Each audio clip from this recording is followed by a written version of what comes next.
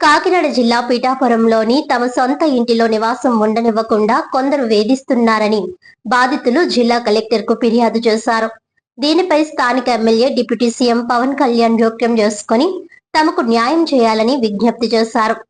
పీఠాపురం పట్టణంలోని RTC complex ఎదురుగా ఉన్న తమ సొంత ఇంటిపై కొందరు వ్యక్తులు అక్రమంగా కన్నేశారని బాధితులు విత్తనాల రామలక్ష్మి, విత్తనాల పండు ఆరోపించారు. విన్నపల రంగారావు, విన్నపల చంద్రలేఖ తమను ఇంటిలోకి వెళ్లనీయకుండా అడ్డుకుంటూ దౌర్జన్యానికి పాల్పడుతున్నారని తెలిపారు. ఈ విషయంపై కాకినాడ జిల్లా కలెక్టర్ హరీంద్ర ప్రసాద్ ను కలిసి వినతి పత్రం అందజేశారు. తాము ఆ ఇంటిలోనే నివాసం ఉంటున్నామని, తహసీల్దార్ సహా అధికారులు ఇప్పటికే స్థలాన్ని పరిశీలించారని, తమ వద్ద అన్ని సంబంధిత పత్రాలు ఉన్నాయని పేర్కొంటూ తమకు న్యాయం చేయాలని కోరారు.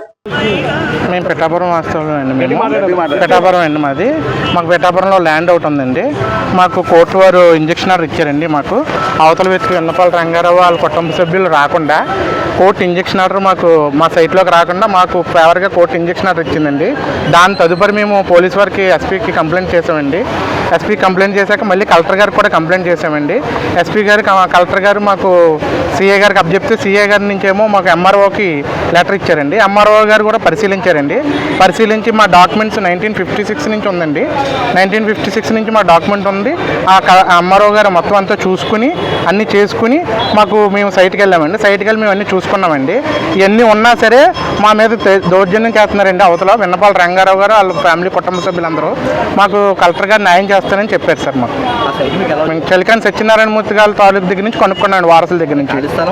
ఖాళీ స్థలం అండి, అది ఓన్లీ ఖాళీ స్థలం సార్. అది మాకు 2023లో కొనుక్కున్నామండి. అప్పటి నుంచి మా హ్యాండ్ ఓవర్లోనే ఉందండి. వీళ్ళు ఎలా ఆక్రమిస్తున్నారని తెలుసుకుని మేము కోర్టులో ఇంజక్షన్ ఆర్డర్ వేసుకున్నాం సార్. మాకు ఇంజక్షన్ ఆర్డర్ లేదు సార్. అది అంతా ఫేక్ ఎలిగేషన్స్ అండి. ఇదిగోండి సార్, మాకు ఇది చూడండి సార్ ఒకసారి. కోర్టు మాకు ఇచ్చిన ఇంజక్షన్ ఆర్డర్ సార్. ఇది